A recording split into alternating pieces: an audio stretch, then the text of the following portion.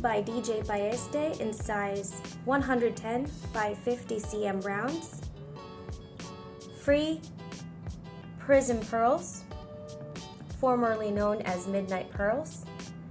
We have placed it in the middle, the circle, and with some sprinkled in the background. So this is an idea, but you can also use the PRISM pearls to outline some of the black areas, or place it on their eyelashes or on some of the spirals that you see. And there's really a lot of room to experiment with how you would like your Meraki to look, but this is just one of them.